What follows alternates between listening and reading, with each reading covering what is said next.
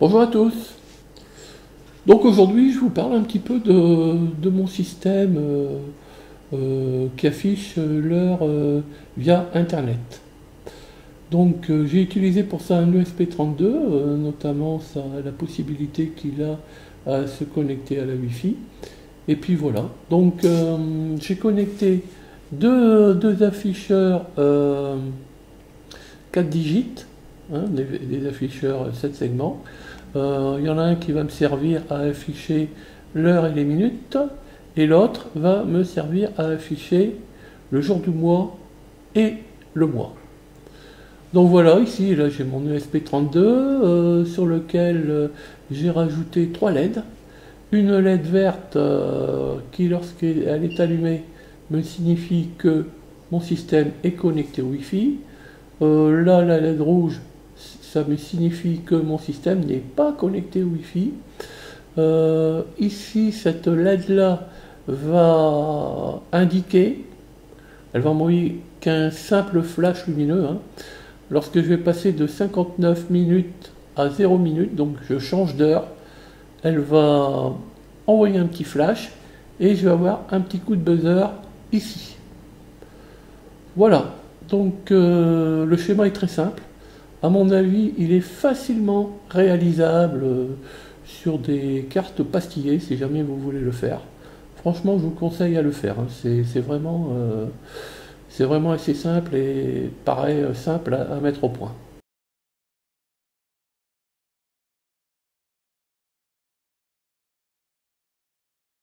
Bien maintenant, voici le code que je vous mets à disposition dans la description de la vidéo. Ça sera certainement un pass-to-be.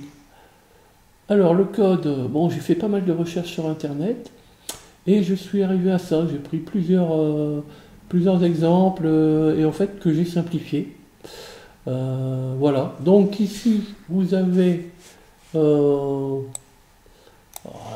trois bibliothèques qu'il faut installer impérativement. Ici, vous avez pour les deux premiers ports ici, ce sont les ports de données des deux afficheurs.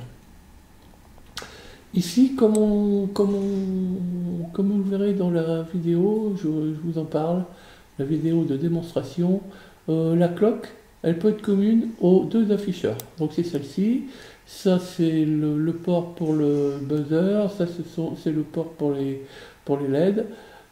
Ici j'ai créé une variable que j'ai mis à l'état bas, c'est une variable qui va passer à 1 dès que j'aurai atteint 59 minutes. Ça va me servir de voir un peu le changement d'état et qui va me garantir que j'ai changé d'heure. Là j'ai mes deux afficheurs qui sont créés avec leur pinoche. Voilà, ici vous avez mon SSID et vous avez mon mot de passe. Ne les divulguez pas s'il vous plaît.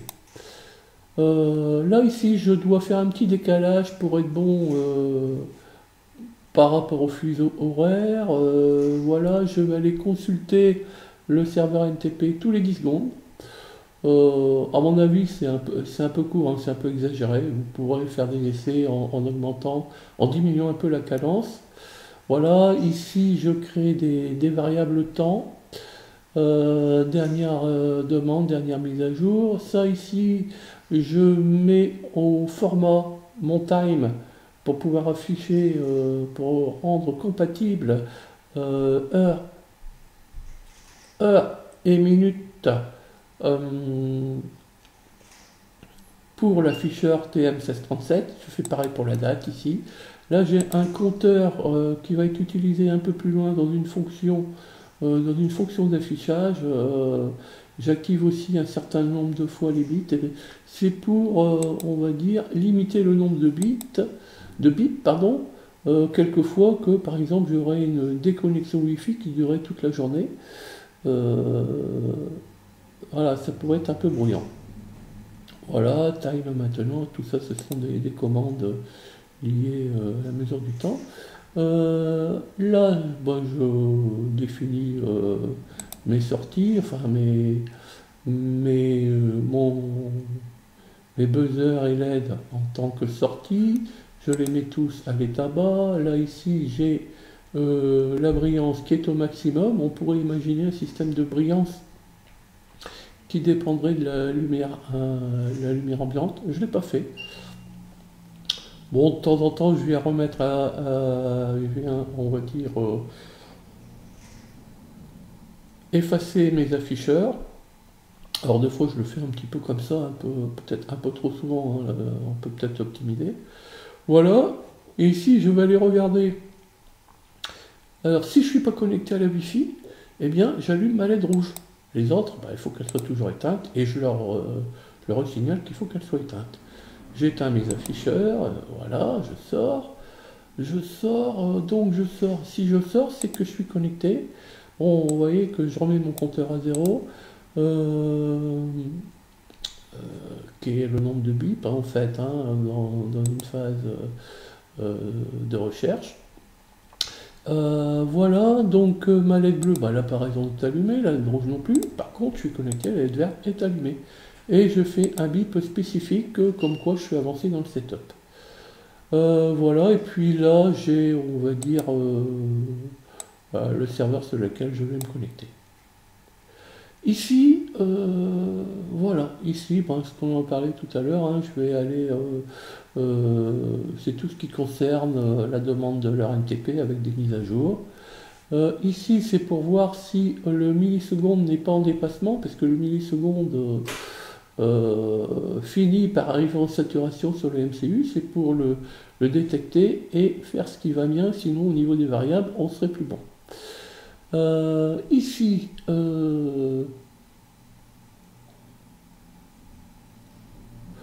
alors ici, c'est quoi? Conditions de la mise à jour, heure date. Voilà, c'est les conditions pour mettre à jour. Ouais, alors ici, c'est toutes les secondes. Ici, j'ai mon système d'affichage. Et je vais encore regarder malgré tout, si je ne suis pas connecté, j'allume les bonnes LED. Et je vais afficher le message d'erreur. Sinon, je viens faire l'affichage normal.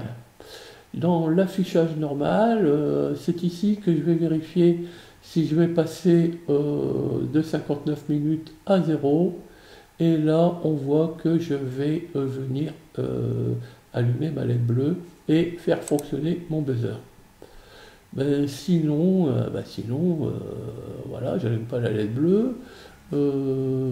Voilà, et j'affiche mon time, hein, qui est les heures et les minutes, avec ici de quoi ça sert à afficher les deux petits points entre heure et minute.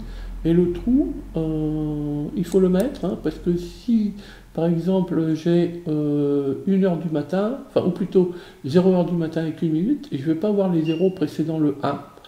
Donc là, ça permet d'afficher la 0. Là, ici, c'est pareil, c'est pour la date.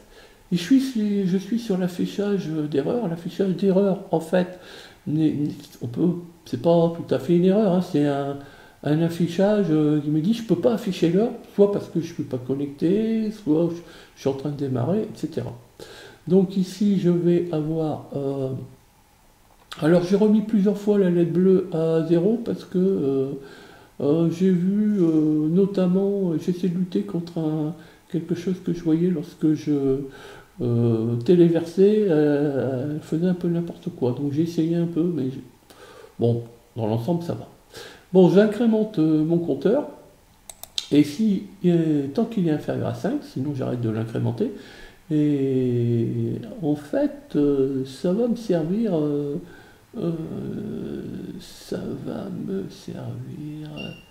nombre de fois que je vais faire la boucle qui est ici. Voilà. Alors ici, voilà, je viens animer des segments de manière à faire une petite animation.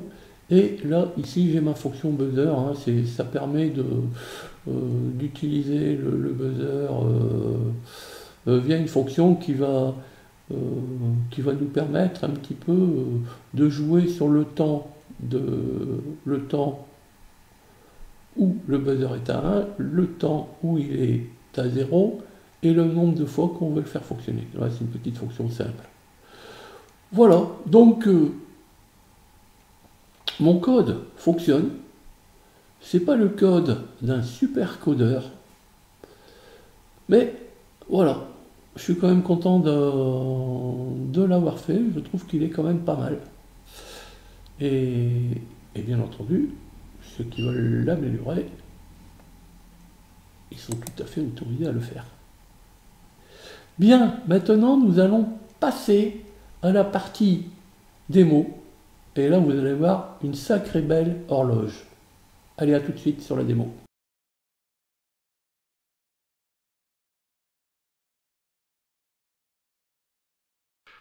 Voilà donc ma petite horloge connectée. Hein. Donc je récupère l'heure sur le net par la Wi-Fi de la maison grâce à cette ESP32. Ici, j'ai deux TM 1637 hein, qui ont chacun donc 4 ports, 2 ports d'ALIM, plus et moins 5 volts, et 5 volts et 0 volts donc, et puis un signal de clock et un signal de DIO donc pour les données. J'ai constaté qu'on pouvait avoir une clock commune, ce qui me permet de réduire le nombre de ports utilisés. Voilà, donc ici nous avons l'heure et les minutes. Là nous avons le jour du mois et le mois. Ici nous avons 3 LED. LED rouge qui signifie système non connecté, LED verte qui signifie système connecté, et LED bleu qui va envoyer un éclat lumineux accompagné d'un très léger bip au moment du changement d'heure. Pour l'essai, j'ai modifié un peu le code pour que ce soit à chaque changement de minute, sinon ça aurait été un peu long comme vidéo. Voilà, on attend le bip, la petite LED bleue qui est en bas.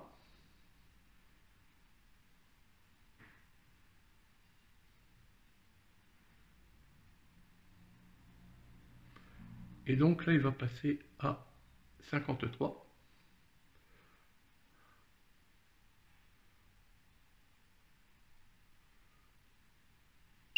Voilà, c'est fait. Maintenant, on va voir ce qui se passe lorsqu'on lance le système, c'est-à-dire qu'on le met sous tension. On a de la Wi-Fi, je mets le système sous tension, donc on va d'abord le déconnecter, le débrancher. Voilà, là je remets sa tension.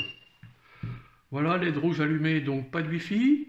Il annonce par ici qu'il cherche, il n'affiche pas encore l'heure. Voilà, il a trouvé, et il affiche l'heure, la date, etc. On peut voir que la LED verte s'est allumée, donc Wi-Fi connecté. Voilà, voilà. Donc maintenant, on va voir ce qui se passe sur une coupure de Wi-Fi. Donc là, je vais aller faire un arrêt sur la box et la redémarrer dans la foulée.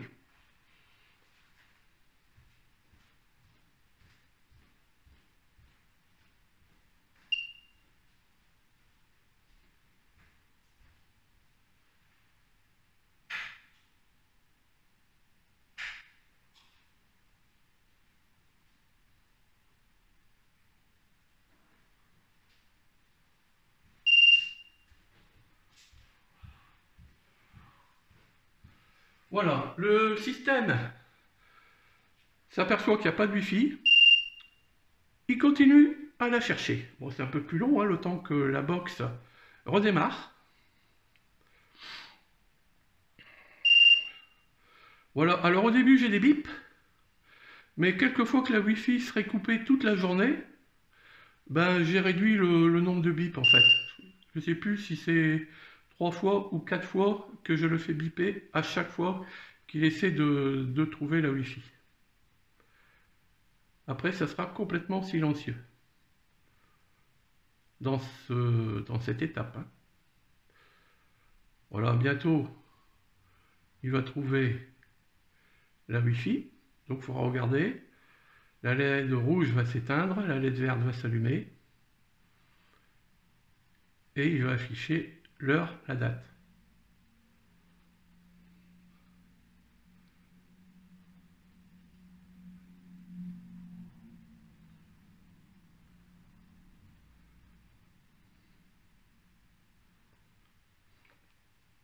Voilà. Et il a trouvé la connexion Wi-Fi, il affiche l'heure et la date. Maintenant, on va attendre lorsqu'on va passer à 56 ici. On va voir que on va reconstater à nouveau la petite LED bleue avec son éclat lumineux et son petit bip.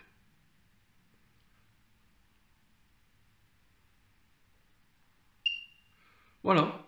Donc, alors bien sûr, on pourrait afficher les secondes, on pourrait afficher la date, on pourrait rajouter des points de séparation, des choses comme ça. Mais je trouve que là, déjà, c'est pas mal. Et de toute façon, je ne pouvais pas faire mieux puisque je n'avais que 2 afficheurs. Voilà, donc on peut voir que ce système ne comporte aucun bouton. On le met sous tension, point barre, ou on l'arrête également. Alors bien entendu, il faut que l'identifiant Wi-Fi et le mot de passe soient mémorisés dans le SP32. C'est-à-dire si vous changez de connexion Wi-Fi, ça ne marchera pas. Il faudra remettre un nouvel identifiant. Ainsi que le mot de passe qui va avec. Voilà, donc pour moi ça s'arrête là, ce petit projet. Je ne dis pas que je ne vais pas en faire quelque chose de, on va dire, plus robuste, je ne sais pas encore. On verra, mais toujours est-il que je vais chercher, voir si je ne peux pas récupérer d'autres informations sur Internet. Mais là je débute, donc je ne sais pas encore. Donc n'hésitez pas, hein, si vous voulez suivre, voir une prochaine vidéo peut-être sur le sujet, ben, n'hésitez pas à vous abonner. C'est sans risque, c'est gratuit. Vous pouvez vous désabonner après si vous n'êtes pas satisfait. N'hésitez pas non plus à liker, à partager et surtout moi j'aime bien les commentaires, on va dire constructifs, les commentaires non constructifs, ça n'intéresse personne. Voilà, merci beaucoup, au revoir, pardon, et à bientôt.